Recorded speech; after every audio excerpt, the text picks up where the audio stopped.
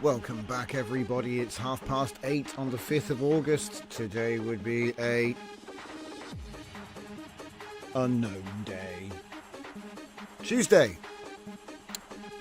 Welcome back, everybody. Hello, Apollonia. Hello, Fernicar. Battlecruiser operational. Like and subscribed. Now, where were we? Dragon Diffusion. Gordon dives at the Battlecruiser. Dive. So, yeah. We're taking a look at some stuff. A little bit of discoloration on the stream. I don't know. It depends on the monitor, I guess. But if you're watching live or if you're watching later, don't forget there is a join link in the description which you can join us in our Discord community. So don't forget about that. Like the stream, subscribe for more, and we're here every day at 8 PM. I'm Drift Johnson. This is Scuffed Epoch, and you're watching Latent Space Live. Hey, Zavon Divinity. Welcome. Glad you could join us. Right, just trying to get my tools up here. For some reason I can't even see who's here. So make yourself known. And hello if you're watching on the replay.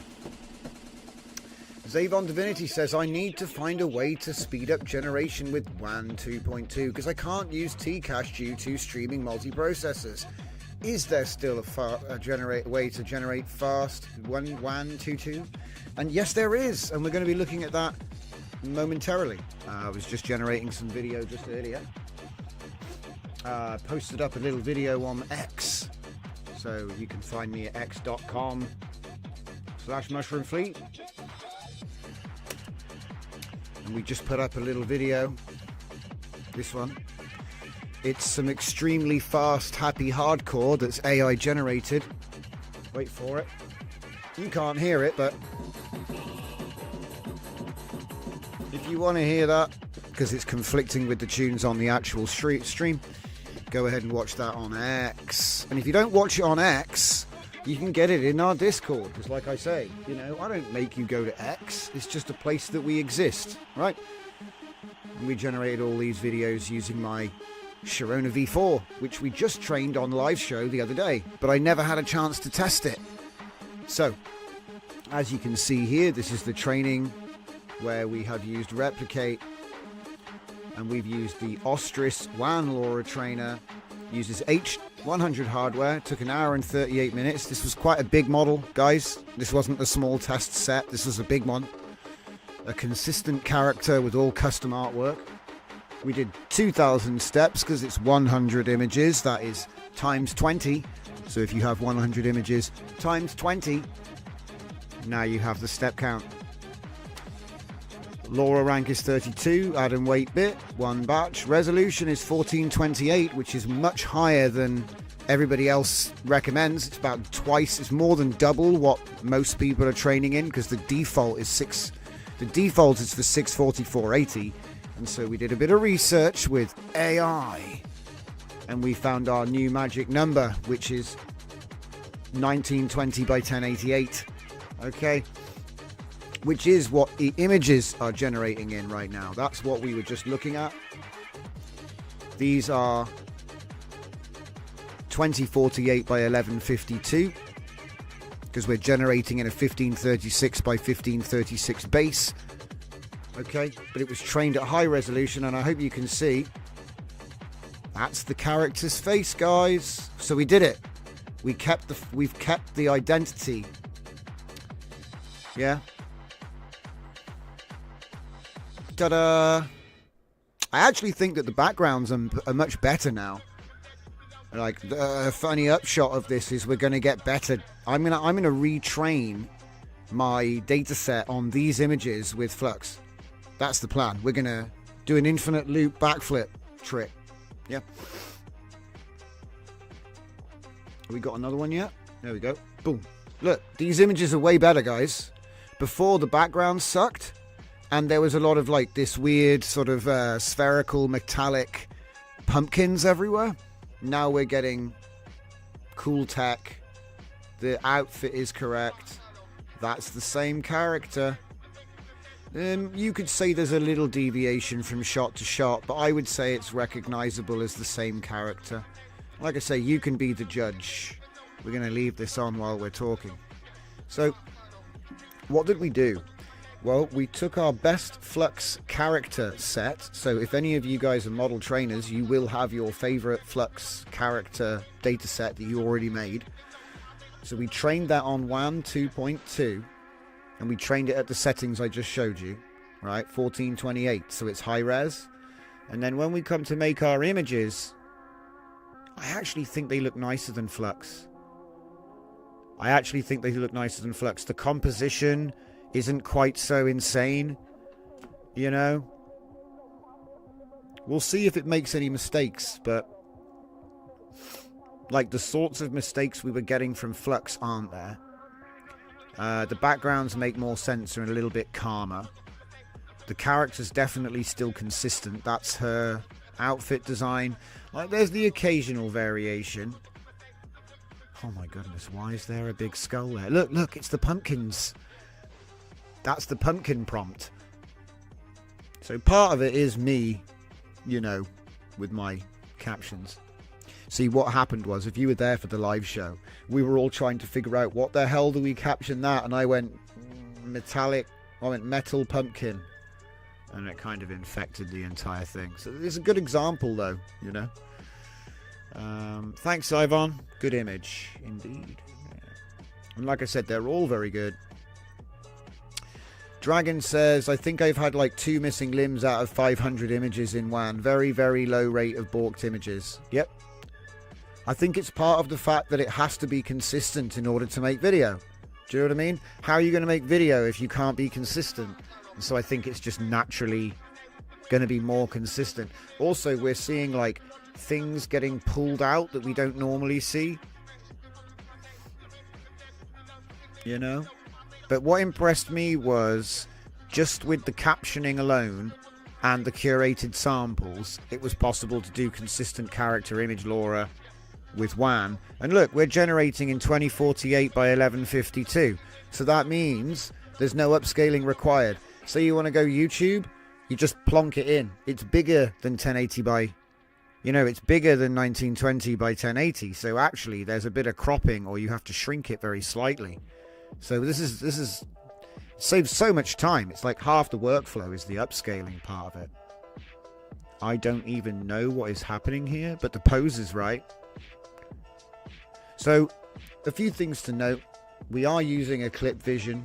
Okay, we are using first frame with an image from the data set, and we did do that training with the LoRa.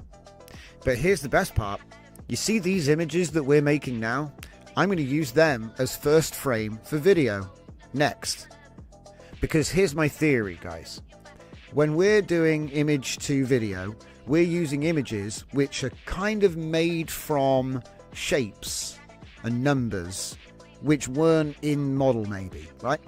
But when we take the output from the image generation, this should be a frame made up of very rich data. So I'm hoping, and I don't know because we have to find out, but I'm hoping that this might animate better. That's the theory. And we're going to disprove my theory tonight. So we're just going to generate a couple more of these, and then we're going to switch over to the other tab and start the video generation up. Oh, and by the way, when I said we're going to do bad animation tonight, this isn't bad animation. This is actually like, you know, what I would recommend as a good workflow for making current video. And also, we're not going to be cherry picking images tonight. We're going to be taking them as they come out. That's what I do. Whenever you look at my stuff, I don't like delete the errors. I leave them in because I think it's important for you guys to know what the rejection rate is. Okay? And so far, have we had one rejection? I mean, you could say that her left leg is looking a bit weird and maybe she's got 2 right feet. You could say that maybe the physiognomy, you know, here is bad. And also the tag for the trigger is actually in the image, which isn't necessarily great. But that is Sharona. It's actually crazy, guys. That is actually the character.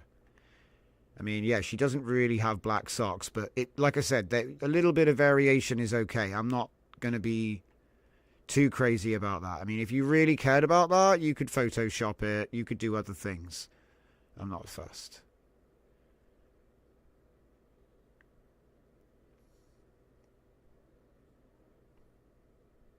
Should be getting another one. But yeah, I hope you're all having a great week. Like I say, it's been very busy. I got myself... Hey, we got 2 Sharonas. Oh my god, she's a clone. That's alright. You just airbrush the one in the background out because it's less detailed anyway. You'll notice that whenever it does a clone like this, one of them is less detailed. Also, these are... Actually, this is a rejection because she doesn't wear denim shorts. But I think it's the result of there being 2 of them. And so it's splitting the attention amongst the 2 shapes, you know? So that's why it's gone a bit weird. Like, she's a bit generic. And look, they've both got the staff. It's really funny, but she's got the better face. Yeah, in painting with flux context is always a nice shout.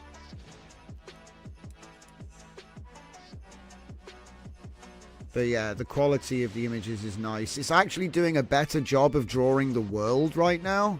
That's the thing that I'm most interested in, because the world that I had was a bit suck. I was going to have to do like a context round and change all of the scenes. And I think this is actually better for changing the scenes. So this is my first rejection, guys. There aren't any images of 2 people. And I think it's because I'm doing 16:9. So it's a bit like when you make things too tall, strange things happen. Oh, wow, look at that. That's so crazy. It's a bit too modern. Okay, this is supposed to be set in the future where things have gone back to barbarian age and there's not many people. So it's a bit too high tech, but wow, what the heck? We have correct digits. We have the ID for the character. We have the correct outfit. And it's in the same style as well. It is in this kind of sort of semi-photo, semi-art. That's what the style is. Have we tried WAN Fun ControlNet yet with images? No. And I actually have a bunch of other stuff to check out, but I don't know if we'll have time. I have in my hands, counting the parameters, my latest book, and it finally came. And I'm very happy with it. It actually came out nice. The last time I got a print done, the font size was wrong. I was like, you what, mate? And that annoyed me. But no, this one looks really nice. I've been rereading these chapters in here, and they're so nice, like I say.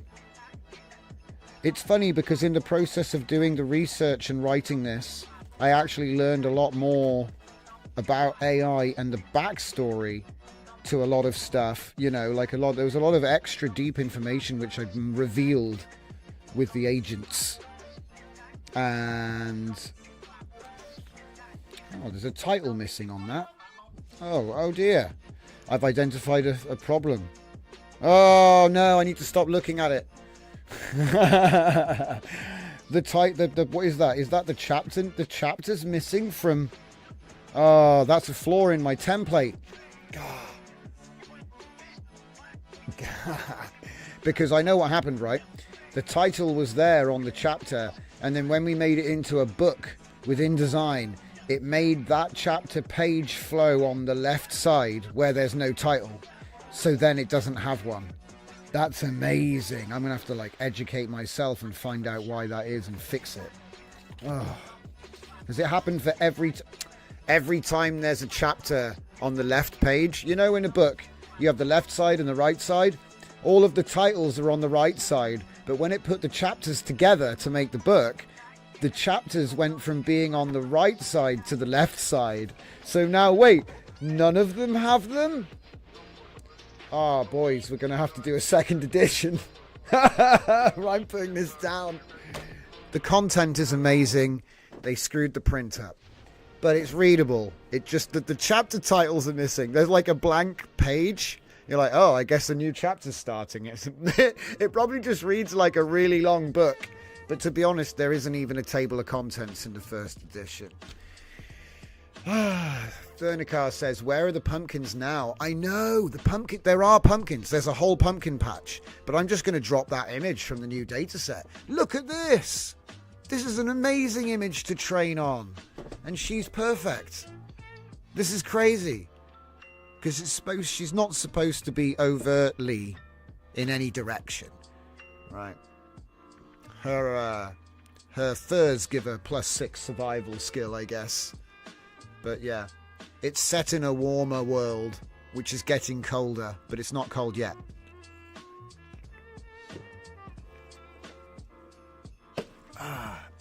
Sometime in the future.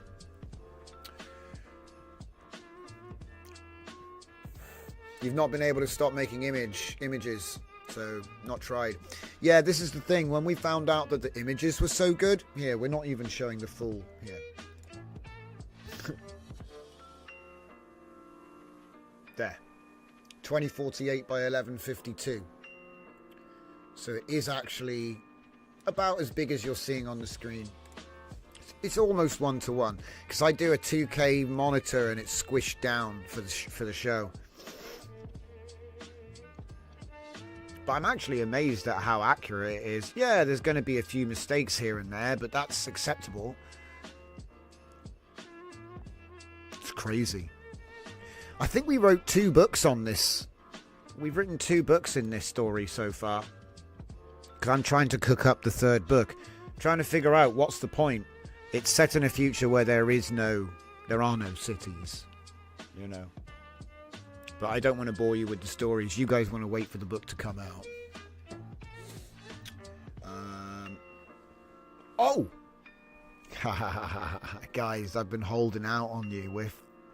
Seriously? We're 50 minutes... Nah, there we go. It's because I started late. I was thinking, how could I have gotten this far into the show without letting you guys know? I got big news.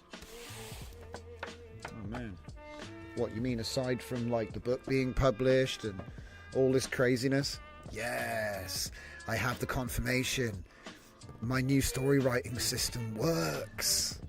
Oh, guys, we're going to write so many... I wrote a new story just to demo it. Okay? Just to demo it. And I wrote it twice so that I could show you the report and then do it again. Yeah? So yeah, we're doing inversion and then we do a forward pass. So we write the book backwards and then we go back forwards again. And then we do all the other things. Do you know what? I didn't even need to use Uno. Pardon me. I didn't even need to use Uno. Because to be honest, I was afraid. Because if I had used Uno, there would have been too much. There would have been too much story there. I mean, maybe you could shrink it down in the edit. Dragon said, I told you the path she needs to do is get to the seed bank to get the mythic chocolate plant seeds. Yeah, that's one idea. I mean, the problem is she started in Mongolia. She went down to this lake in China somewhere. Well, that's where all the birds go. And so I figure now she's going to follow the coast. But if you work it out, it makes more sense to go through this one valley and into Cambodia. Because in an ice age, Cambodia is still cool. Right? As in it's still hot, actually. It's still hot. basically, you know. Because even though the Earth gets like super cold, there are some areas at the equator, and that's the closest one to her. Because I was thinking about it, I was like, 10,000 years in the future where there's hardly any people, you can't really get a boat, can you? That's why a lot of these images are not canon, guys. There's no civilizations left, there's just ruins. You know. It's kind of like a last woman alive type scenario, but not really. There are other people. There are other people, and there is technology, but just less. There's just a lot less people. That was the setting. I had one thing to play with. It's the future, and there's like a slither of humanity left, you know? And we don't even explain it, because it's like something happened. I don't want that. I don't think the story should be about that. I just wanted to take a little hypothetical, you know? What would happen if there weren't many people left? And you were a woman in Mongolia? What the hell would you do? And I figure migration. They're going to migrate, you know? Anyway, it's just a little fun little story. The main idea was actually to make a story that had one character. So the real trick is to make something which doesn't have a super high production, because obviously if you have like a story that only has one character and there are no other people, you see, it's deliberately done to make it cheap, because you have one actress and you film in a location. You see what I mean? It's like the old 80s action movies and like fantasy movies, you know, like straight to VHS rip-off of Conan, but with a woman. You know what I mean? It's like that. So it's like it was super low budget. So they didn't have the money for a companion. They didn't have the money for loads of locations. You know, it gets expensive, right? And also, when you're doing it completely with AI, you only have to worry about one voice, one character. Yeah, and then you can focus on the environments and the script. So that was the idea. But then I went a step further and said, well, she's never talking to anyone, so she never says much. And now you've got like a silent character. And so now you really have to focus on other elements to make the story interesting. You know what I mean? I don't know. It's just something fun to play with, right? Anyway, so these are going to continue to be being made in the background, I think, because I'm just building up some starter images. And in about half an hour's time, we're going to take the best of them and push them into image to video. So that's the plan. That's where this is heading. And we're going to use the LoRa as well to reinforce it. It does work. I already tested it. It's super nice. So that means you get your best LoRa. You get your best... Oh my goodness. Some of these prompts are a bit crazy, okay? So give Juan some... I'm going to give Juan a break when he goes crazy nuts like that. But the character's excellent. So I'm not bothered. It's kind of funny what it does sometimes. What the heck? It's like Mortal Engines or whatever it was called. You know, the big... with the cities that drive about. Anyway. So what you want to do is get your best character LoRa dataset, throw it into WAN 2.2, train it at a high resolution 1428 on rank 32. You'll know what I'm talking about, because when you get there it'll ask you, oh, what do you want to use for resolution? The default is going to be something like, I think it was like 633 or something. It was some weird thing, okay? It's a different format of resolution than you might be used to seeing. I think it's like bit safe codec, or is it codec safe? I think it's codec safe resolution. Let me see. Tell me more about codec friendly dimensions. Because they need to be divisible by 32, right? We know that much. That's what this is all about. So obviously it says the default is 630, I think. Forget, maybe it was 630 something. So the point, here we go. So H.264, H.265, etc. They have macro blocks, 16 by 16. Okay, so you can see why that is either 32 by 32 for video or 64 by 64 for images. So Flux, typically, that's why 64 divisible is such a magic trick. And then the video models tend to be on 32s, which is why the same trick works there, right? And so as you can see, that's where we're getting this from.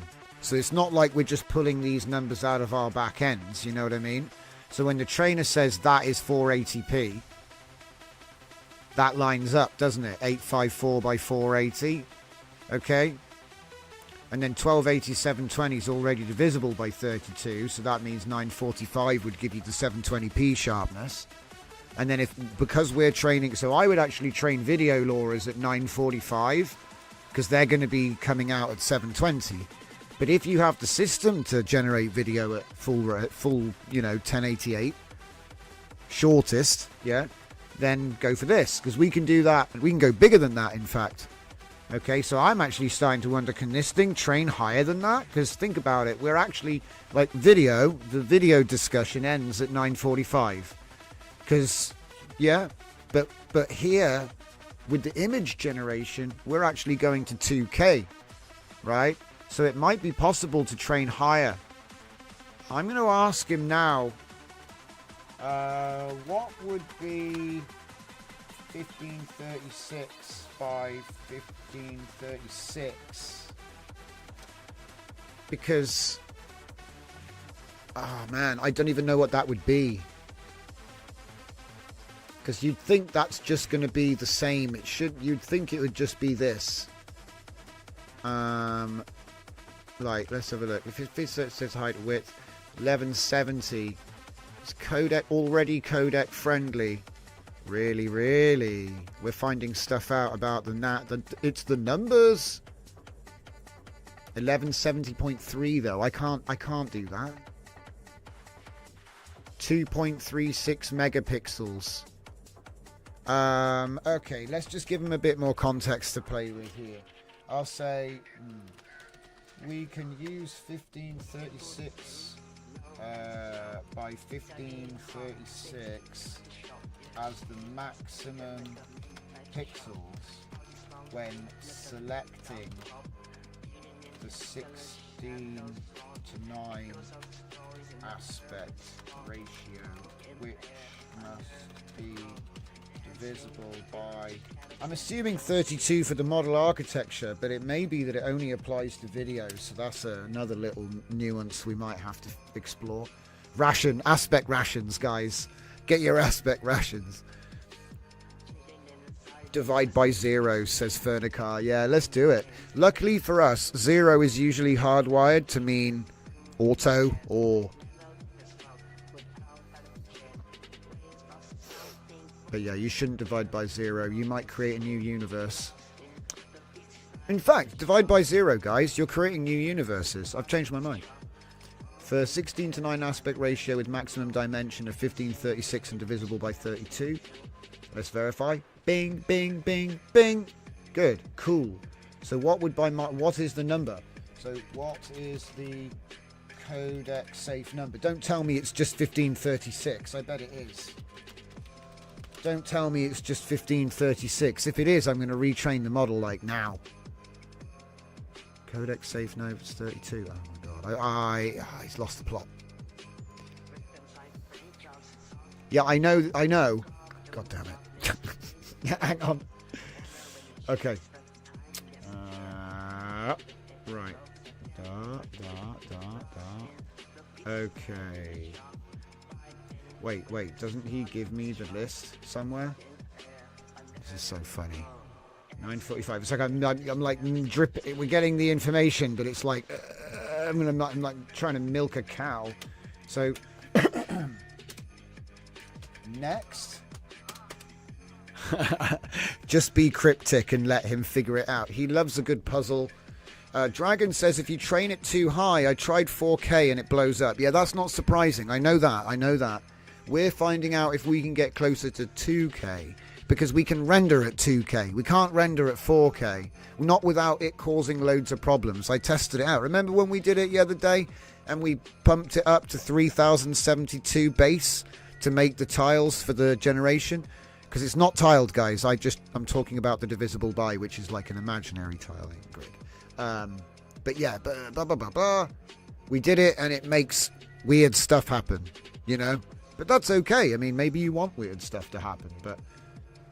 Aha! Oh, here we are.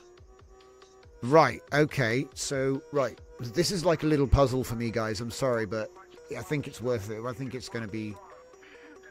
Oh, hell yeah. I think it's going to be something worth checking out. These images are so impressive. Like I said, I don't care. It's generic cars in the background and stuff. It's just such good quality. Because the stuff that Flux was bad at, Wan is good at. But the stuff that Wan is bad at, Flux is good at. And I think we're going to end up seeing like a best of both worlds coming out of all this. And when I say, what's Wan bad at? Well, Wan is bad at the style. So... But I think we might have something. I mean, when you look at the video, these aren't good video prompts. This is an image prompt, so we're gonna solve for that as well. But everything comes in its own time. Obviously, we're going to get better quality here because it is... Well, do you know what's weird, though? It looks like my old tiling. You know my old Flux upscaler, which used tiling to 2K? It's got that blurriness to it, which is kind of similar. Do you know what I mean? The rocks are back. The rocks plagued my Laura. There was rocks like this. Like these things, they're everywhere. In so many images. So again, there should only be one character in an image. Do you know what? I'm going to change the aspect ratio right here real quick. So let's see what we got here. Aspect size. Let's go 3 to 4 or 2 to 3. Now, I did update my aspect size node for use with WAN. So WAN 22 is a 1536 by 1536 max. And then it will divide by... So if I say 32 here, you see, it'll do what we were just talking about. At the moment, it's on 64, divisible by 64. That's what the downscale factor is. So you pick your aspect size, and it does the math. And then I put that straight into the empty latent. That's how we do that. As you can see, here's my new Laura, WAN Sharona V4 1428. So the question is, what does it consider that? Geez, we go in one piece here. Sharona's found a... She found a boat. I can't argue now, can I? This isn't canon. This isn't canon. It's destroying my story. You can't have a boat? Maybe she made a boat. What do I know? Dragon says if you need to match the Laura rank as well. If you make big Lauras, 2K images, 4 times the training time. Yeah, I'm okay with extra training time though, guys. It used to take a week. So now people are like, oh man. Well, not saying anything to what you're saying there. Specifically, Dragon. I'm just saying, like, they've never trained faster. You know, sometimes it takes 5 or 10 minutes. I'm like, what? So quick. All of the effort is in the preparation. You know, making the data set. But yeah, like I say, so whenever you get 2 characters like this, it's splitting the attention. So we're going to go vertical, and hopefully that'll reduce that. Usually it's because we've gone wide. You know, we've gone wide and there were no examples of 2 people in the set. So that's also why one of them will be like, she's the character, but she's like a doppelganger, but light, you know? Like one looks like survivor, the other looks like just a person in the street, you know? It's weird though, I'm getting not the true world vibes. I think we might have accidentally got some wires crossed. What's the next one going to be?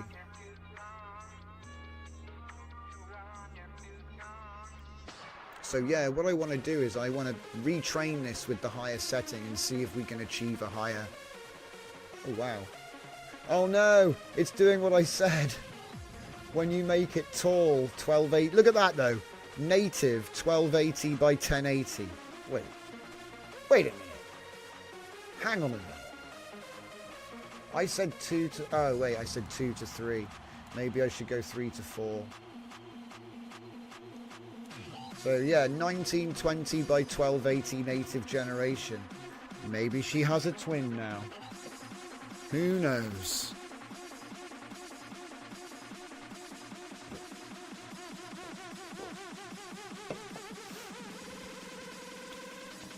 But yeah.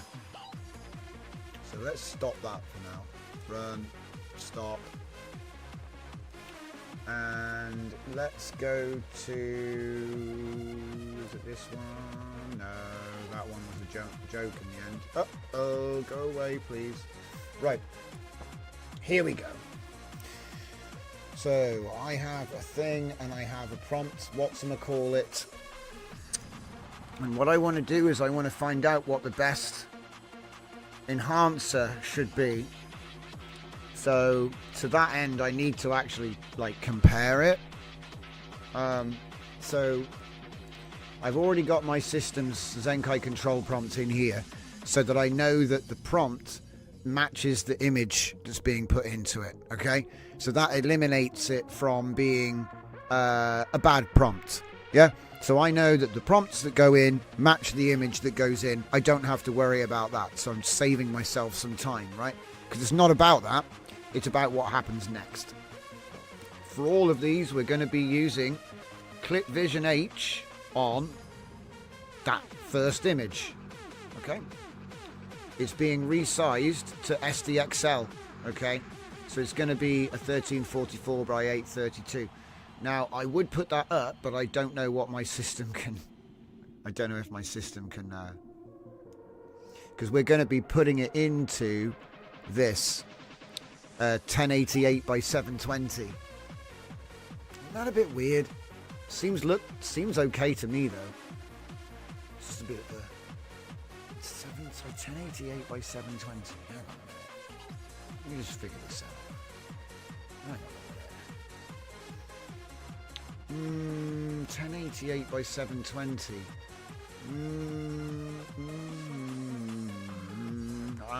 Wait a minute. Hang on. So I'm going to change that to 32 first. Do you know what?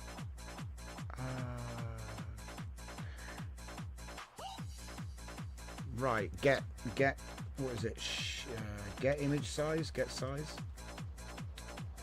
it that one? Which is the one that actually prints it out on the node? Because I'm lazy. And I prefer the one that I don't have to then hook it up to something. Oh dear.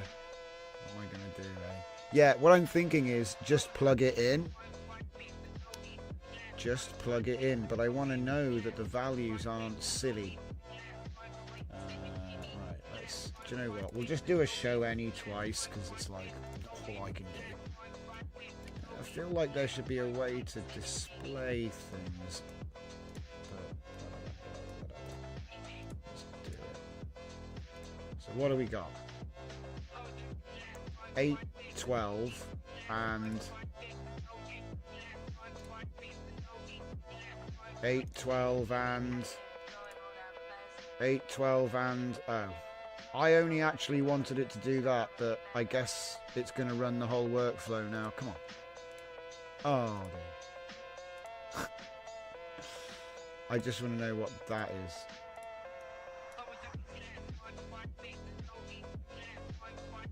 Oh, that's painful. So anyway, comfy UI problems. Dragon Diffusion. Hello, Drift. I've upgraded the prompt you have there to be more dynamic. Do you want to try it? Well, at the moment, this is an image prompt based on mutating WAN 2.1.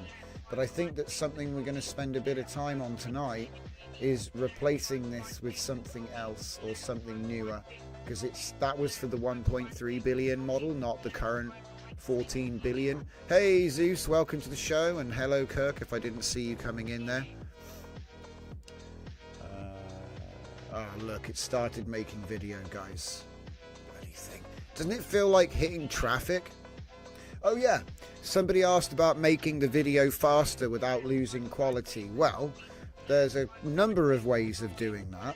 But at the moment, it seems to be a combination of two LoRa's at different strengths. I do have a new one, by the way. I do have a new one. So obviously we've got my LoRa in the middle. You can see that one grayed out. But we have the WAN 2.1 T2 V14B Fusion X LoRa, which contains like 5 different things. Okay, so I don't run Tcache separately and stuff like that. I don't run Sage Attention. I don't do any of that stuff because I like to give people a reading that is base. Yeah, because there are so many speed up patches and upgrades that it's hard to tell, and so I don't do any of that stuff. No flash attention, nothing, unless it comes with Comfy. I don't have it, right? So if you download Comfy, you get the same as what experience as me. Now, these LoRa's can be loaded with this model, so that's different. You know what I mean? If you just slap a LoRa in there and you get the functionality, that's perfect. So you've got the Lightning X2V, so X2V meaning text to image and image to image, and then Fusion X. You can look up Fusion X. It's got loads of stuff in it, guys. AC video, a whole bunch of stuff. All right, so all of that goes towards making it quicker and not crap, right? Because I find a lot of my viewers just had endless problems with trying to install Sage, and that's fine. Not everybody is a developer. So if you use the Light 2X, what was it, on 1, and the Fusion X LoRa on 0.4, these settings were sort of determined by the community. I didn't, luckily, it was you guys that figured this out in the Scuffed Epoch Discord. The guys and the gals that were putting their workflows up for everybody, I just took those and pretty much showed everyone this time. You saved me a lot of time on this one. But the point I'm trying to make is, you know, even to the point of putting your LoRa in the middle seemed to help sometimes, you know. What the strengths are. We all put our brains together and figured it out, you know. That's done the best we can. Anyway, the way I have to test this, because I remember I was saying I want to test what's the difference between the prompt enhanced version and the non-prompt enhanced version. Well, luckily, that's actually a really easy thing to figure out. So all we have to do, and this is going to be a quick workflow tutorial for you guys.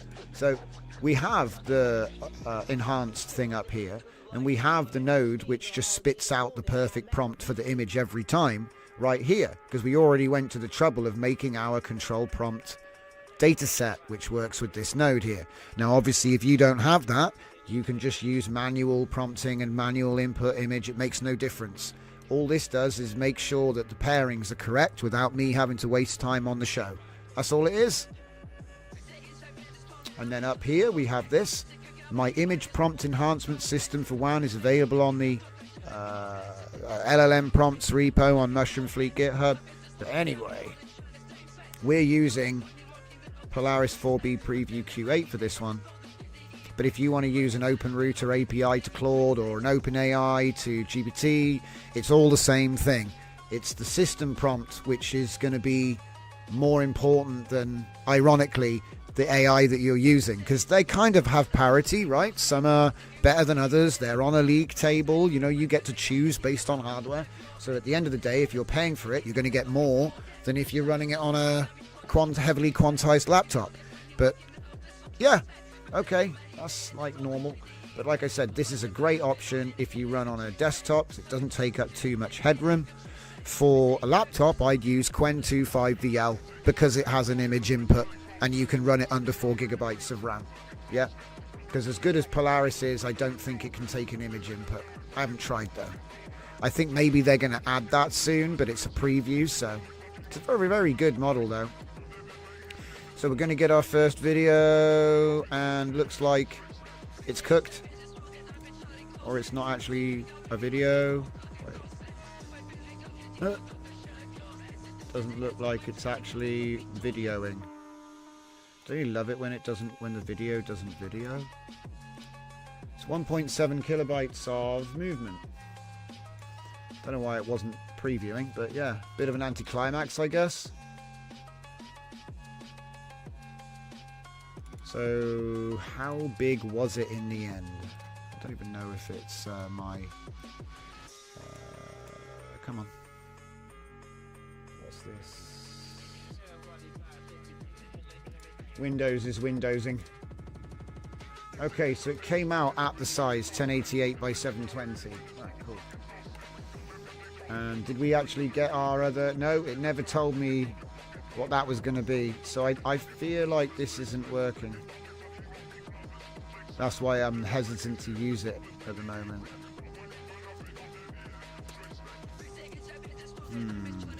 812. That's a weird resolution. What the heck? It just took forever to open that. Thank you, Windows. I told you it was Windows. I think you just went, oh, I've got a VLC player to run. Because really, that should be 1920 and that should be 1088. But I don't know if my system can do that. This is a really weird 1088 by 720. I mean, I guess that is safe. It's a strange one. I mean, from there, you'd go up to 2160 by 1080. So, it's a pretty good choice, actually, when I think about it. But you have to double it, though. And we know one can do so much more. But yeah, so the way I would do this, I'd just pull this back a little bit. And then we have our actual back end. So let's just move that. We can leave the vision there.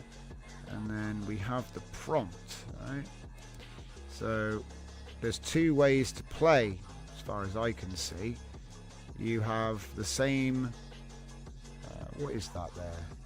Oh, that's a unit. Let's make it look a little bit more DJZ-ish. So if I go, yeah, probably like that. And then, what's this here? Yeah, that's right. So there's going to be one track which doesn't have the enhancer. And then there's going to be one that does. But I don't want to do it like, you know how before I'd like just copy this?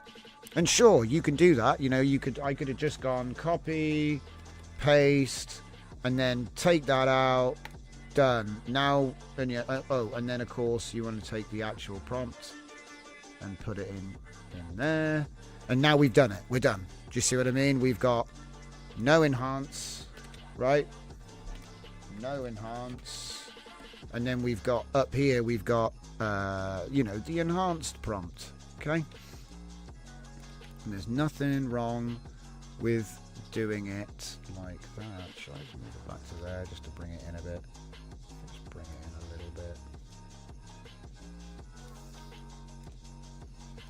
Yeah, screw it, just bring it in. Looks a bit weird now, doesn't it, with the Laura up there?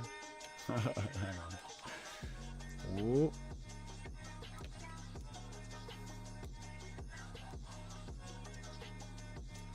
Yeah, that'll do. Yeah, it's alright. It's a bit sketchy, but it's alright. Maybe, I know what'll fix it. What? There? You can't really do much with that. It's like a spider.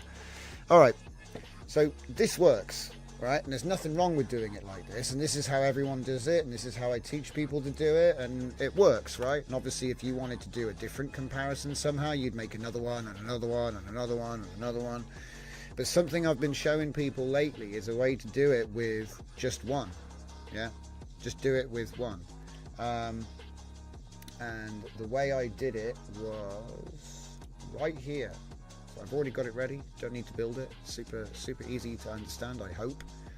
We have something I made called the sequential number generator, which, when in a batch, runs, it counts from the starting number to the ending number.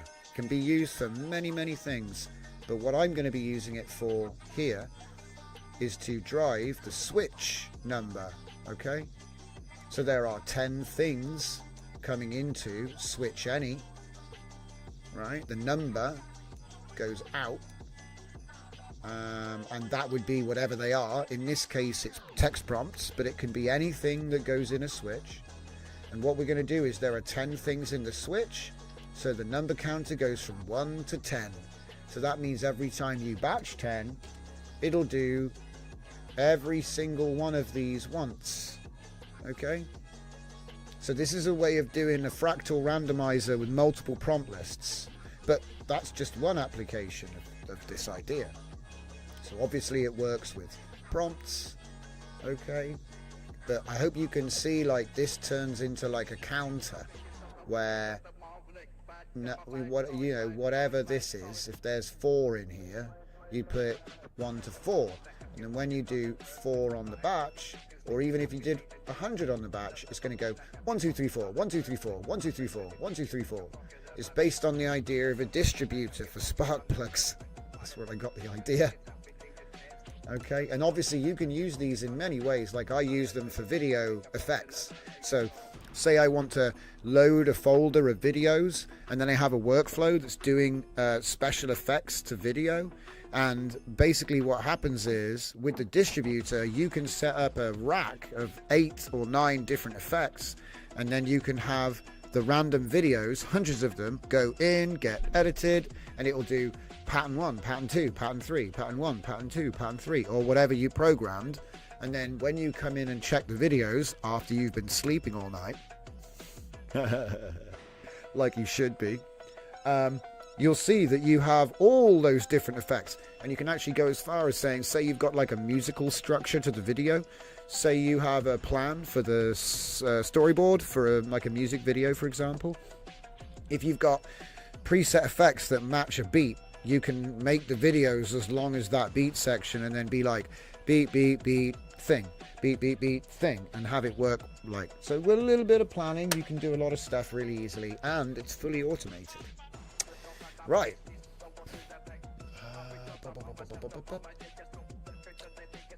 Oh, someone's getting support in the chat. Compared to the Adobe Premiere AI editor, I haven't tried it. Adobe Premiere has an AI editor. We'll have to do an editing stream soon. Well, that's what will happen.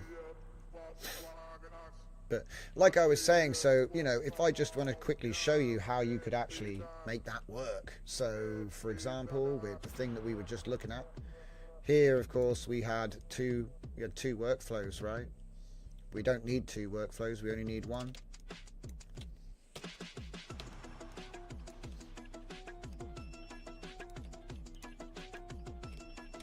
And then what we'll do is we'll put the output from the enhancer into the 1 slot, and then we'll put the output from the standard prompt into the 2 slot, if it lets me. Let me do it. Don't you love it when Comfy has comfy issues? Let me see. Oh, I know. Rebuild it. We have to rebuild him. Make him faster, stronger than ever before. So there we go. We got our thing in. Obviously, we've only got 2 inputs, so I'll put 2 in. And then we put our string into there. Look at that. Look at that. It's so much cleaner, guys. You don't need the extra. And say I wanted to have like many different types, all I need to do is have the string going in, which is like 1 box somewhere. I could put another box here, which is number 3. Change that to 3, right? Super simple. So now what will happen is every other video, it will use like a flip-flop. Yeah, every other video. So if I do click, it's gonna, well, actually I think you do have to activate it in like the queue. I think you do, otherwise I think you might just get 1 every time. But that's not the intention here. So if I now say 10, I'm gonna get 5 with, 5 without. You see? One after another. And I hope you can see that what I'm going to be doing, which is a little bit more high level than just comparing the prompt with an enhance, is I'm going to be taking this enhance. I hope you can understand where this one's going, guys. And ready for it? I'm going to be programming my new enhancer. And yes, that is the horror that you think it is. That means every time I want to test if a change works, I have to generate 3 videos on the same seed. So yeah, it's 15 minutes to find out if I was right or not. Crushing, right? So you have to be very patient, and you have to be very persistent, or you'll never find out. But yeah, like I say, this is basically the move. So what I'm going to do here is I'm going to take this, and I'm going to plug that right into the 3rd option. And I'm going to say 3. I'm going to be prompting divisible by 3, so it's like, every 3 I get another one. And let's see, was there something else I had to do? Oh yeah, seed control. You can put it on random, but that won't give you the desired effect. So what I do is I put it on fixed, right? And I'll prompt 3. Because I want to compare them. I don't want randoms for everything. Do you know what I mean? So I'll come in here and I'll say I want 3 of these. Oh, haha. Oh wait, I've got it. I've got it already. I just need to check my organization. Where is it gone? Alright, so right here. So prompt opt 1. Yeah. So what we're going to do is we're going to be I'm going to Q3 change the seed, Q3 change the seed. I know it sounds crazy, but that's pretty much how I do it. Another way you can make it easier is you can get a different seed tool. There are different seed tools which have a button. Is it any seed?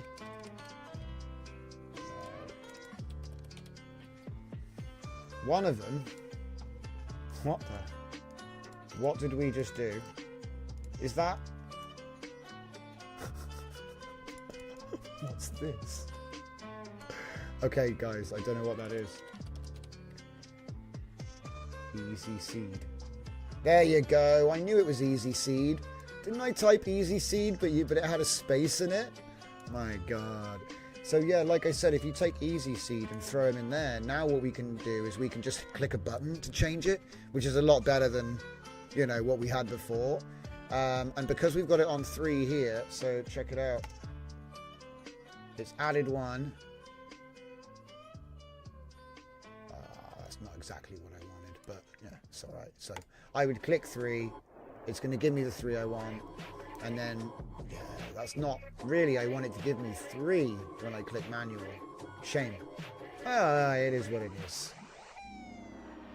But yeah, so that will keep it under control, because obviously you want to be comparing apples with apples. I'm actually going to cancel that because I haven't even changed this yet. But what I hope that shows you've got like scientifically under control experiment where you have the prompt as the baseline, and then you have the old enhancer system prompt, which is actually for image enhancement, not video enhancement. And I wrote it, by the way. It's not like, ooh, yeah, I wrote that though. And it was based on a video prompt that was for 1.3. So as you can see here, this is what I need to change. Yeah, this needs to change. So the easiest thing to do, because I want to show you how this is something you can practically do yourself. So just copy it, go into any chat. Do you know what? Why don't we use Gemini for once? We never use Gemini. Please convert my image system prompt for use with video generation models. Paste. Wait for it. Let me think about it. Ooh. Because the thing is, it was based on a video generation prompt anyway, so there's going to be ghosts in the structure that will give him everything that's implied that he needs to do what I want him to do. So let's see. Oh, look at this. It even looks the same. It's even in the same formatting. Oh, I love technology. So wait a minute. Wait. Oh, okay. So there's a chance he'll put a quote always in his outputs, but that's a small bug. It's a small bug. So we copy that, take it back to our system, and throw it in. All right. Now, I'm I share everything. So, like I said, as promised, GitHub, Mushroom Fleet, LLM-based prompts. It's pinned. If you go in there and you go down to the WAN section, you'll find a new file called WAN T2V enhancements. And this will not be the last. There will be many, so check back. Okay, so create new file. It's going to be WAN T2V enhancement. Now, I will say, as I'm doing this, that this is a demo. Yeah? I haven't done the research on the 14 billion 2.2. What you have to do is you have to do a bit of research and build a new system prompt based on the old system prompt that includes the new features and new guidance. And the only way to discover that, there's two ways. One, the author told you. So on their GitHub, Hugging Face or paper. So you can take that information, extract it, distill it, and include that guidance in your system prompt. The other way to do it is to go and find good prompts. Twitter, wherever, you'll find people sharing prompts or images with, Discord channels, right? And if you can get enough of them, and when I say enough, I mean you only need 20. You need 20 solid prompts. And then it will make a really good prompt generator, because that's just how good the LLMs are. But here's the caveat, right? The fewer you have when you're doing it that way, the more limited the scope is. Okay? Because obviously you just didn't give it much data to mimic, right? Obviously it doesn't mimic the words. You have to use a key phrase, which is extract the cadence and structure without including the substance. And what that basically means is like the poetic A for B, then C, right? So it's like a different way of looking at it, and it will mean it will work. But anyway, you can go ahead and use that. People in the community on the Scuffed Discord are often sharing system prompts and are more than willing to give you refined ones. I just like to give people a starting point. Yeah, because I like to encourage people to go out and make their own. And that's what we're going to be spending the last part of the show looking at, because we're now in Writers Club. Welcome. So first we got to get this off the desk. So obviously I'm not going to run this right now, because this will take up, all of the machine for the rest of the night. But I am going to run this when I go home, basically, and I'll just come back to my answers tomorrow. So we save that. But for now, let me see. Where was the image model? I think it was further forward, maybe. T2V, T2V, V20. This is the one. It's this one. It's this one. So we're going to leave this one on in the background while we are talking. So right at the moment we've been using the enhancer. So I'm going to turn the enhancer off. So we go there, straight into the. I'll just go straight to Bridget there. Yeah. So then we're not using that now. Alright. Because these images were coming out of the enhancer and not with the video, with the image prompt as well. So let's just take that down. Turn it to instant run. And what did I do? Did I change the aspect ratio? I swear I did. Let's change it to 3:4. So it's not quite so mental. Right. It's going to get all confused now because I'm telling it to stop and start and stop and start and stuff. But yeah, it's fine. All right. So as I say, 4 steps. Come on, 4 steps. You know, if you're using Lightning and Fusion X, you can do 4-step video generation. What are we even talking about? This is alien technology. I've been doing this for like nearly...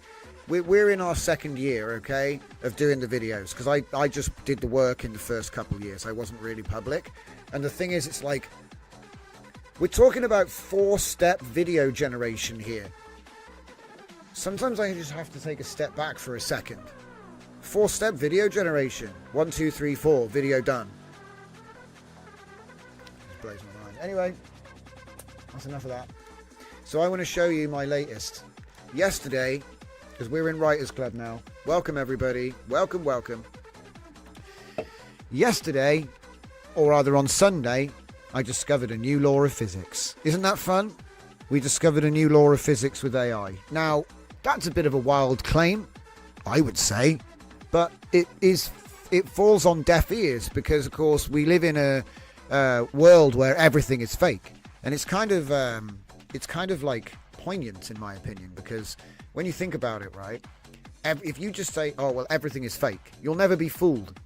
You'll never be fooled by a deep fake. You'll never be fooled by anything like that, because you just assume it's all fake to begin with. I'm not being like, what is there? There is a word for that, and it's not nothing matters. It's not that. It's like accepting the fact that media is manipulated, and there's always a degree of fakeness. You call it showmanship. You see what I mean? But what I'm trying to say is it's almost like with AI, all it's done is kind of made it more obvious. You know, 'cause now you can tell. And people are scared of not being able to tell, which I think is quite interesting. Do you see what I mean? Like, the fear is that we won't be able to tell. But we can tell. And we knew they were fake before AI anyway. Like, you know, there's like celebrities that have a whole fake image. It goes on and on and on. Right? It's because it's whatever. Marketing. Or I call it marketeering, because it's quite aggressive these days. Comes with a sharp edge, right? But anyway, I had this idea because I like writing sci-fi. You guys that are watching my videos know that. I like writing sci-fi. And I wrote a bit of Romeo and Juliet. We changed the whole thing up into a sci-fi setting, which is really fun. That book's going to be coming out soon. I want to put some extra effort in though, because it's kind of like unfair. You can't be like printing Shakespeare and be like half-arsing it, okay? And I don't half-arse it, but I wanted to make like an extra effort on it, okay? Anyway, because it's actually really nice. I actually think it's a really good story, and it could set up a whole IP, see? Because I keep all of my files. Anyway, the point I'm trying to make is, in the course of writing all these books and developing these writing tools and teaching people how to use them, we discovered edge cases which most people would never discover, because they just didn't write. You never would have written enough books. And it got me to thinking about how the human lifespan wasn't really long enough to explore. You know, like the greatest writers often died, you know, before they finished. You see, with the ones that wrote the biggest epics, you know, they would have kept writing if they could. But, you know, mortal restriction, you know, limit kicks in, and that's it. So then usually your son or your grandson will sort of carry it on for you, is often what happens. I mean, look at Frank Herbert's Dune, you know, it's written by his grandson now. You see what I mean? It's like become a family heritage almost, yeah? And this is common in a lot of intellectual property. So, like I said, it got me to thinking there isn't really a system for writing long-form stories. You have to develop your own. And so I thought, wouldn't it be cool to use AI with its recursive cross-referencing ability and its ability to occupy latent space with concurrent and interwoven threads, and turn it into something which can follow something fractal, something organic, so that it doesn't feel forced. Everything seems to line up naturally. And so that's when I had the idea of using orbital mechanics. Because I thought, story wheel's a bit like a planet going around the sun. So I said, what if the planet going around the sun is your A plot, and then Venus is your love interest, which goes around the sun as faster, and then Mercury is like some sub event which goes around even faster, and then Mars is like a B plot or some other element, and then Jupiter is the wider society, and Neptune is the wider world, and then we can have many different stories, all pre-planned and richly fleshed out, all simulating and coming in and out as the planets cross paths and eclipse, flashbacks for retrograde, and all it is a simulation of orbital mechanics with elements of the story being represented, and then that interplay happening over real time. Now, the first challenge I had with this system was I didn't tell him it was metaphysical. So he actually put the planets lining up and stuff in the story, which wasn't what I was going for, okay? But we figured that out. We just changed the system prompt a little bit and said, this is metaphysical. There aren't actually planets in the story. They are to trigger the intermingling and the introduction of additional interwoven threads, which we've already defined, because that's already in the narrative bucket. We'd written loads of backstory, and I did it with the 20 questions method. So I had the AI ask me 20 questions, like, read my draft, ask me 20 questions, use the answers to append and tidy it up. It's like having a scribe ghostwriter in the corner. You sort of shout at him, Luke Skywalker was the son of Darth Vader, and he's like writing it down. That's what we're doing. And we essentially just sort of repeat that process over and over and over. Extract the world, extract the characters, add your writer's style, which we already do with all of our writer's buckets. So you end up with the writer's bucket. Now, I'm getting ahead of myself because this is the actual physical law. So here's the law of physics, guys. We call it the precision horizon law, which stems from the infinite observation paradox, which basically says the more you want to measure, the more it's going to cost. That's all it was. The more accurate your measurement, the more the energy required. Okay? And it has a formula. We have a formula. Okay. Energy costs of achieving high statistical confidence scale exponentially with sigma levels. There it is. Did I discover this? No. It was cross-referenced from Landauer's. It's a bunch of stuff put together, but we ratified this. So analysis of CERN LHC provides definitive evidence we've already reached cosmic scale energy density. LHC collision creates 2 gigawatt instantaneous power bursts in femtoseconds, comparable to stellar core fusion. So we're not approaching, we're already there. So this validates precision theory's core prediction. Extreme statistical confidence requires cosmic scale energy investments. Ta-da! So we used their evidence and their research to define something which they wouldn't have noticed because we have the power of deep research and cross-referencing. Do I think it's real? It's above my pay grade, mate. Do I think it would be unethical to not publish it? Yes. So it's out.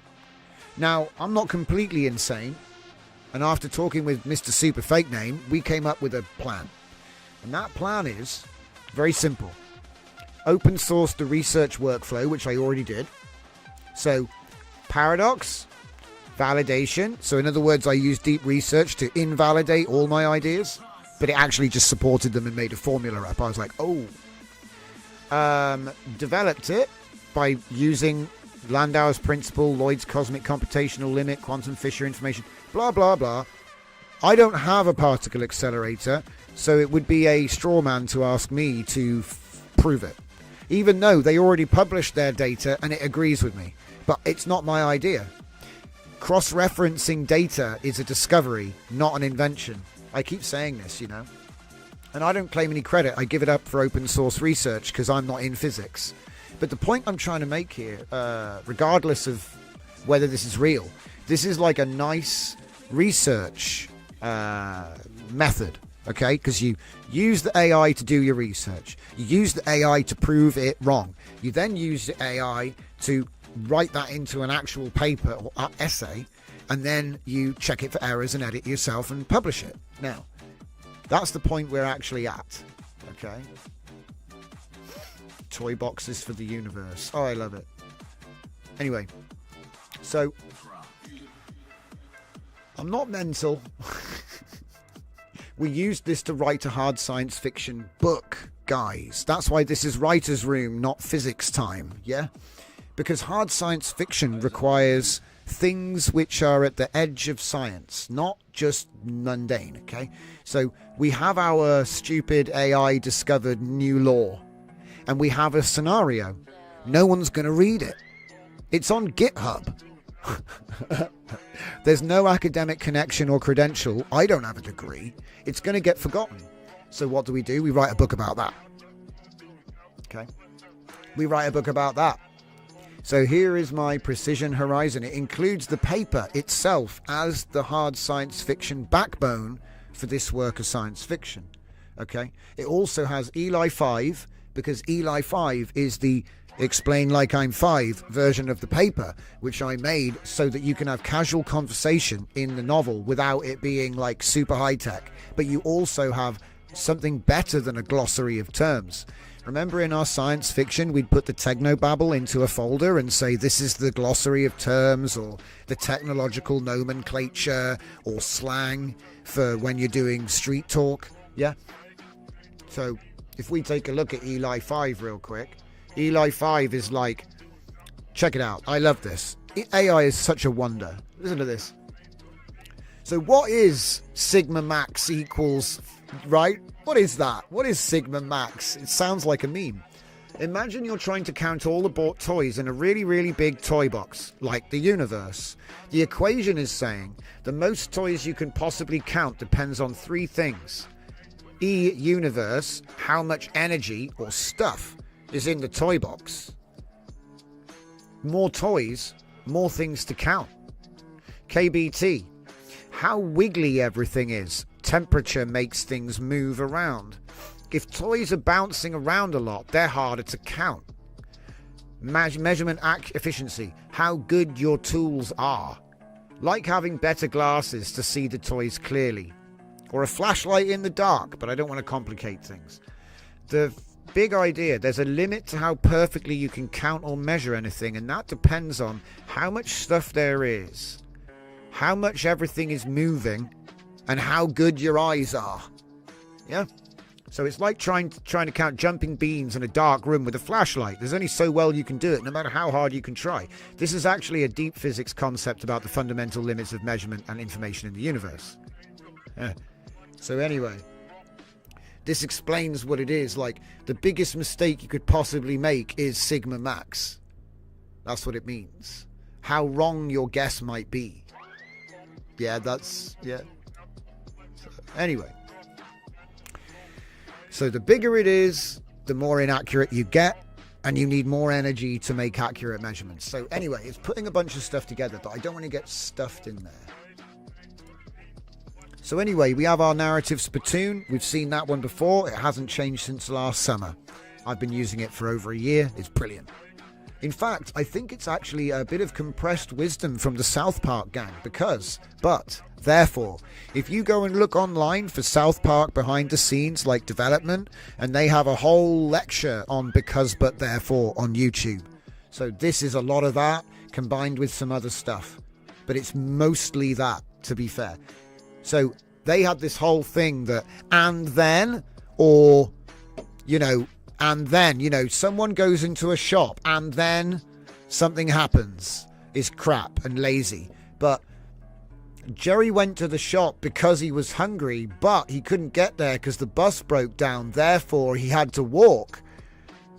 I've just, off the top of my head, guys, now it's already a better story than he went to the shop and then bought some things, and then they have a big thing about it. It's very good. You should watch it. Anyway, that's essentially the root of narrative spittoon, but with a couple of extra bits and pieces, okay? Like integration, variation, show, don't tell, avoid repetition. There's a couple of other bits and pieces in there. So we have the narrative spittoon. We have the ghostwriter guidance, which can be your choice. I like to extract the essence of my favorite writers and directors and then imbue them with a role in my ghostwriters gang. Yeah. So here what we have Hunter S. Thompson for gonzo journalism, Isaac Asimov for methodical science fiction, and Guy Ritchie for kinetic storytelling. I find having a little bit of an edge for the interpersonal drama can help a lot with things like romance and crime. And crime. Love it. Which is totally fictional for the purposes of the censors. Into a unified approach for dynamic, intellectually rigorous narratives. By combining Thompson's raw authenticity, Asimov's logical complexity, and Ritchie's rhythmic energy, this approach creates stories that are visceral, cerebrally engaging, and cinematically explosive. It's not bad. We've done other combinations in the past. He always gives himself a big pat on the back. Be careful. Whenever you see the AI saying, "Oh, what a great job I did," just ignore that bit. What's it called? You've just said What did you say? Glossing a dragon. He's glossing himself right now. So, core principles. Immersive subjectivity with logical underpinnings. Intellectual convergence. Authentic voice and scientific precision. Sociological world building. And they actually take different roles for different things when they go across. It's not like you've got Isaac Asimov writing the love story, which he was totally capable of doing. I'm not... No, what am I going to do? Throw shade on my heroes? But yeah. So the first of all, here's the process. We have book 0, which is written in reverse. Okay. We have book 1. So these are versions, draft versions of the entire book. Every chapter. So we've done every chapter in reverse with the plan, which we'll have a look at in a minute. We've done, so there's your inverse Solarian, right? Forward Solarian, it's going to go forward. So what was it? I go look at the plan and then go forward. Because obviously when he goes backwards, he writes out the structure and it's dry. So instead of using Uno, I did a forward pass with the original plan. So we go backwards from our last page, like normal, all the way to the beginning of the book. And then we use the plan a second time. And I say, check the plan and go forwards. Start at page 0 and go back through. Because often what's happened is he's missed a bit here. He forgot to do that. There's a couple of loose ends here and there, which aren't a big deal. But it's a deviation from the plan. And we want it to do exactly what we want it to do.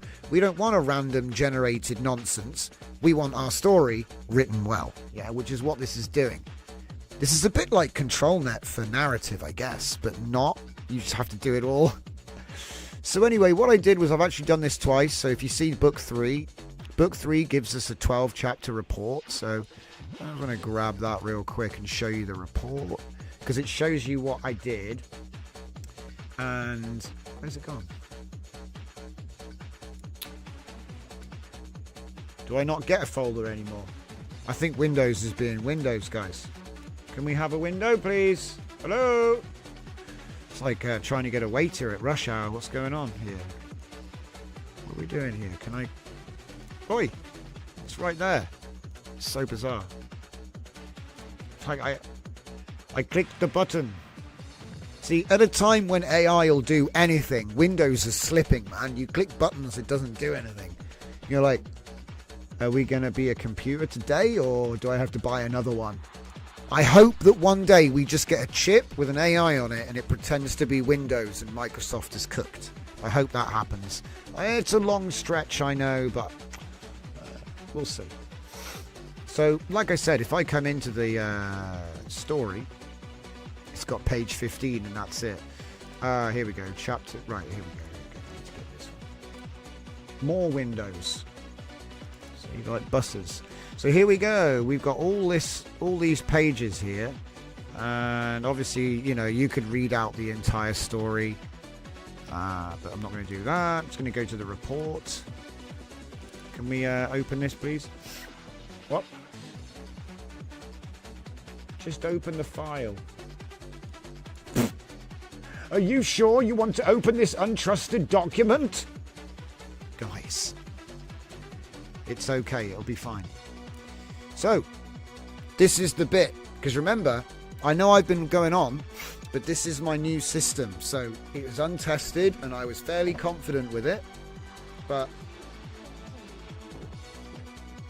Furnicar. Modern English defines a sycophant as an insincere flatterer, someone who engages sycophancy for social or rhetorical gain. Sycophancy AI.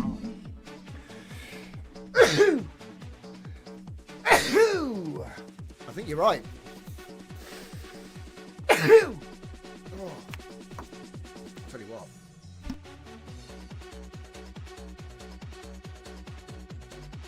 Excuse me, guys. I just had a sneeze. So yeah, this is the orbital mechanics adherence. So remember, we're using orbital mechanics to write the story, or rather to introduce the intricacies and the convolution to the story, because we already have a story. So, excellent question. Look, see, I asked him, how well did we follow the plan? He said 95%, boss. Let's go full screen. Bigger. Bigger. Bigger. Bigger. I think that's big enough. Probably too big now. Whoa, you need glasses, but turn it down. So anyway, solar system configuration. Each page centers around the fundamental limit of the formula that's been discovered. Because remember, this is a book about the thing that got forgotten, right? So remember, think about it. You don't have a degree. You didn't go to university. You're just sat there using AI and you discover the cure for cancer. What are you going to do? Post on Twitter about it? You're going to send an email? It's going to get forgotten, mate. You're going to put it on GitHub. You're going to tweet about it. You're going to... Yeah, and like I'm taking it to the point where I'm going to write a book about all that. And then at some point in 10, 15, 20 years, there's going to be a load of people who could have known that, but don't. You see what I mean? So it's kind of funny. Anyway, we're doing a thing. And it's meta because the book I'm writing now is going to be in this book. So they're going to find the book in the... Anyway, we're doing some meta stuff for fun. Anyway, because we can. So, Earth is Maya's hero's journey. So you know Joseph Campbell's hero's journey. That's the Earth orbiting the sun, right? Her 6-month arc from March to September follows Campbell's structure exactly. So Earth is hero's journey. The rest of it is my recursive fractal system. Yeah, git clone, cure my cancer. Hey, dude, have you ever searched it?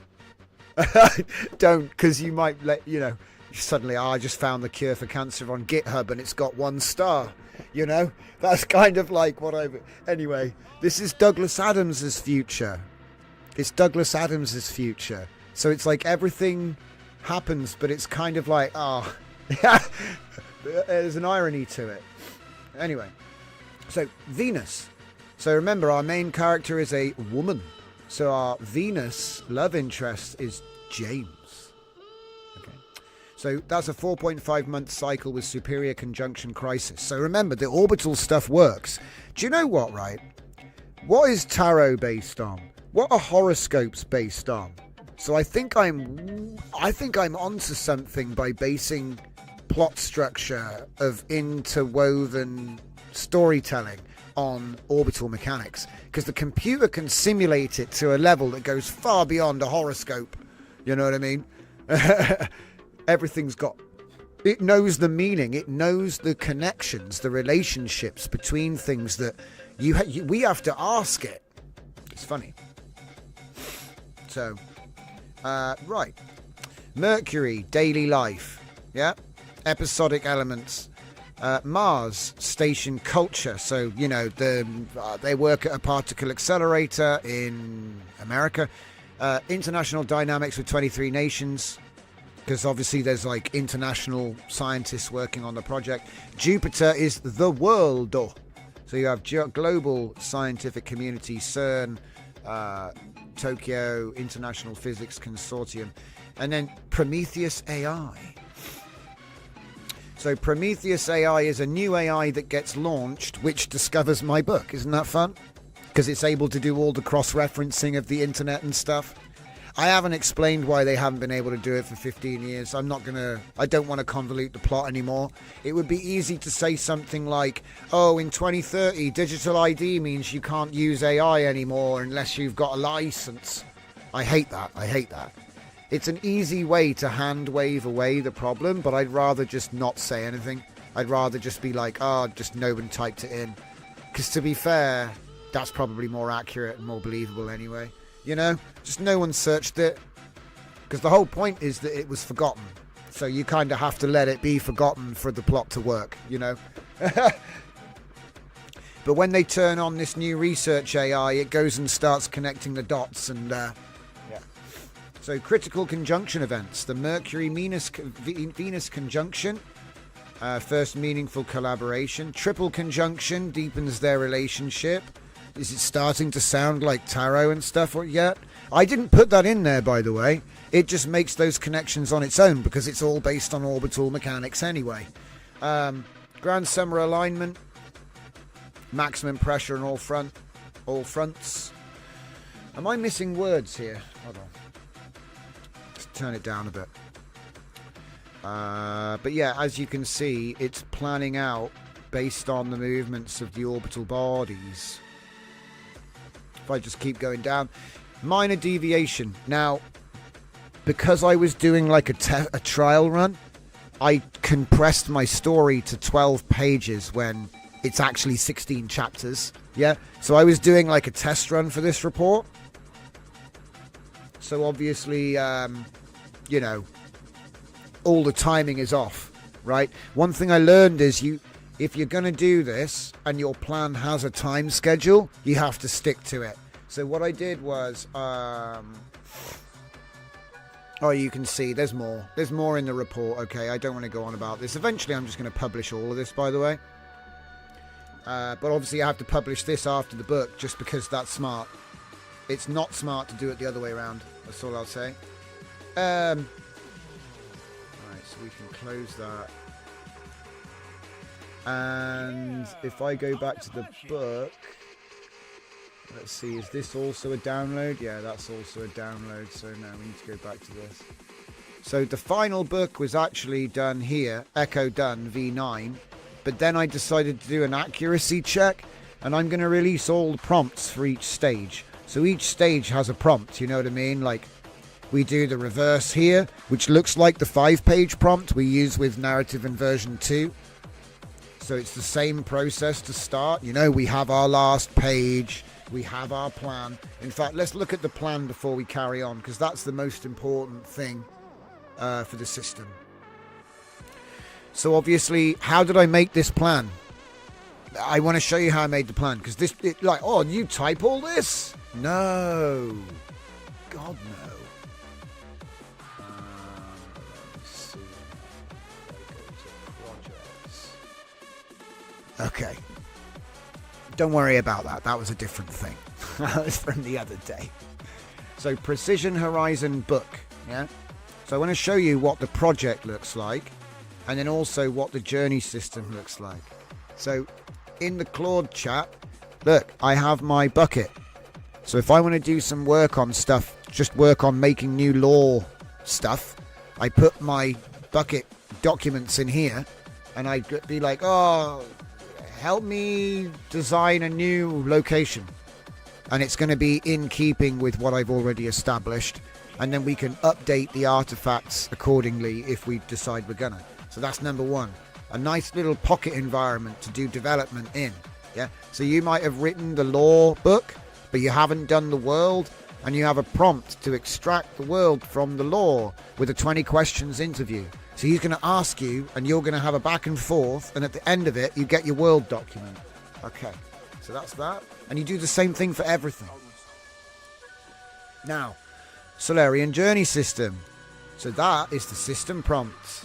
Let's release it. Didn't I already release it? Let me check. I thought I already released it. Let me check.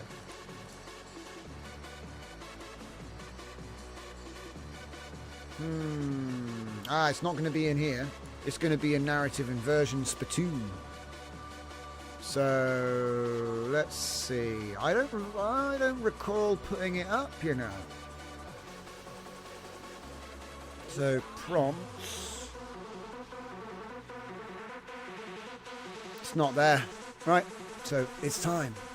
So Johnson's, what is it?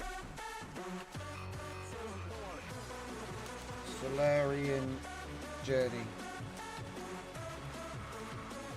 .md. Oh wait, system. Prompt. There we go. Put that in there. Commit. That's done. Where is it? Should be really easy to find. I have to refresh the page or something. Oh, there it is. Cool. That's done. Let me see. see. Oh, we're still making images. So without the prompt enhancer. Is that without the prompt enhancer? Yeah, it's without it. Looks like. We're using a LoRa strength of 0.75 in case you were interested. Obviously you can go a little bit more or less. That's for training with images. Training with videos can often require much higher strength levels when doing image work. I also have a new Lightning 2.2 version, but I haven't tried it yet, so you know, I don't.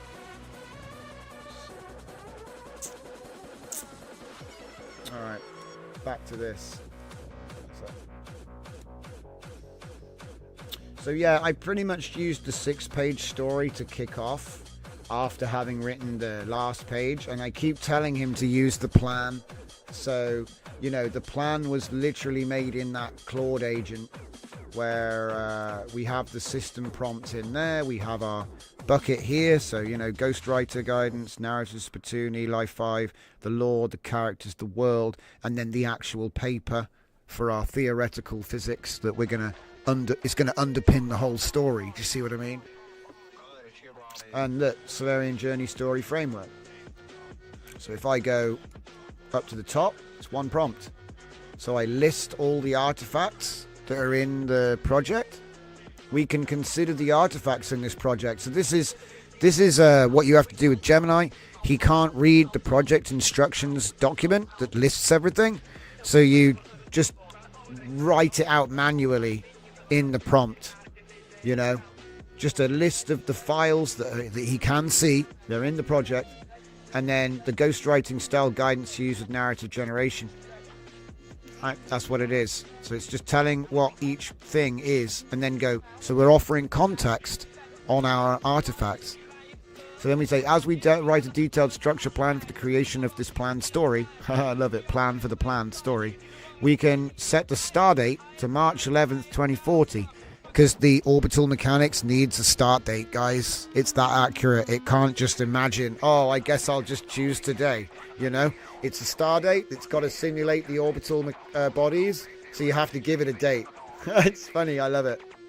You know it's working, right? When it's like, you know, you're like, use orbital mechanics to write the story. And it's like, okay, where's Jupiter? You're like, I don't know. Well, what's the date? It's brilliant. It's that smart. For the purpose of orbital mechanic components, see, I should have said metaphysical, you know. I forgot because I thought it was in the system prompt. Turns out it wasn't. I've updated it now. Oh, wait, maybe the one I published isn't updated. I'll have to check that in a bit. There's always an oopsie moment.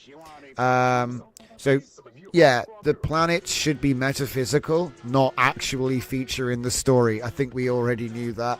But it does tend to take things literally if you're not specific. So, which is even funnier. It's like, be metaphysical. Oh, I thought you actually meant what you said. It's great. Poetic works too, but it's got a different flavour. So we used Johnson's Solarian Journey to map out the story using the orbital mechanics-based system. I'll admit, this is a bit ropey because I've never done it. This is the first trial run. And as you can see, he nails it. I read through all of this. It's giving us our characters, everything. It's, you know, because those characters are defined. You know what I mean? When you see your characters' names and it's correct, you're like, oh, okay. And as you can see, it does all kinds of stuff. We come down to like here. We got retrograde, like I said, for the flashbacks. Yeah. So it's very advanced because there's a lot of consideration in here. It's using fractal convolution to introduce parallel plots on different scales that are all running at different speeds. And then it uses Earth as the centerpiece in that orbital procession, right? Anyway, so we wrote it backwards, and then we wrote it again, rewrote that forwards, so it's kind of like a back and forth process. So we start at the back, right, yeah, and then forward. And then I started doing different things. So the first thing I did, I believe, was like accuracy. No, wait. science. So a lot of the time I use a glossary of terms. This time what I did was I used that theoretical science paper I showed you earlier. You know, the new AI law that it supposedly discovered, right? So I used that to make all the science as a reference, you know, so it's using the correct terminology and stuff. And then we do a meta pass, because remember, there's the book is in the book. Like the book that you're reading is discovered in the book. Anyway, so we have a little meta feature. And then we do a consistency pass. So get the AI to report on every chapter at once and give us a consistency report. And then we implement those changes. And then finally, semantic echo time. I run semantic echo on each page individually. Okay. And there's the consistency report, by the way. In fact, we can look at the consistency report here. Check it out. So look at this. So this is the report for the actual story when it's done. Because remember, the first one was a test run. This is the actual one. So as you can see, it's looking for all of the things that it was supposed to do. Look at that. Look at it go. There's a little problem though. I don't actually think there's such a thing as 3.2 sigma, because he invented the decimals to make it sound more dramatic. But I don't think you can do, 2 times 10 to the power of 3.2. I don't think you get to split it again like that. I think they're integers. So I think the precision level is a number of zeros. So you can't have 4.1 number of zeros. So I think he's lost the plot here. But he was trying to make it more dramatic, because otherwise it would just be 3, 4, 6, 7, and he obviously doesn't think that's dramatic enough. And I think what he struggled with was that the barrier is 7. So that how do you prove the barrier is 7 if you're already at 7? So he had to try and introduce some stakes. So I'll obviously change this, and I'm just going to delete those in the edit. I'm pretty sure that I'm right there. I have never tried. Hang on. Can such a thing as 3.1 sigma... I think it doesn't exist. Sigma exists in physics as a measurement of precision. I'm pretty sure that's crap. Let me check.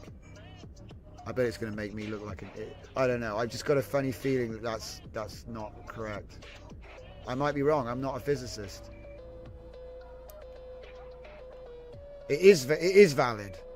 N sigma 3.1. Oh, okay. I stand corrected then. I thought it was wrong. 2.3 evidence for new particle today. 4.7 detection of gravitational wave. 3.1 deviation from standard model predictions. So actually it's fine. Don't worry about it. I've only ever seen it written as a math expression. Okay, I got confused. That's all right. That's why I'm using the deep research physics as my core here, All right, cool. So, as I said, the plan was for it to follow all of these things, and it did exactly that. So let me see, can I find that? Yeah. So, again, continuing. Well developed. Right, so the relationship arc was the bit that was new. I don't write romance, guys, okay? And it probably will show, all right? Be gentle, I guess. But I tried to make it feel natural by using its own, the orbital mechanics method, right? Oh, yeah, that's already fixed. Containment perception, okay. Excellent story, great, cool. Corrections, yeah, there's one correction. One of the page titles was incorrect, and the reason for that was because page 12 used to be, page 11 was the original final page when I did the test. So what I did was I renamed the page file name to 15, but forgot to rename the title. So, but it knew, because it was able to figure that out. It didn't get confused. There we go. It's actually one of the highest scoring. Like normally it won't score you necessarily so highly. Often it will score you at sort of 70, 80. But I'll be honest, this has got so much more complexity and moving parts. It would be impossible for an AI not to give it a good score, because it's almost like there's actually 10 stories happening at once and they're all like orbiting around each other. So it's a genuinely new method for writing stories. Anybody can use it. Obviously, I'm going to make it easier and do some more tutorials on this. You're going to see more of it on the show. But I didn't think it would work as well as it has. And essentially, I've just got the final edit to do. If I show you, it's finished. It's already finished.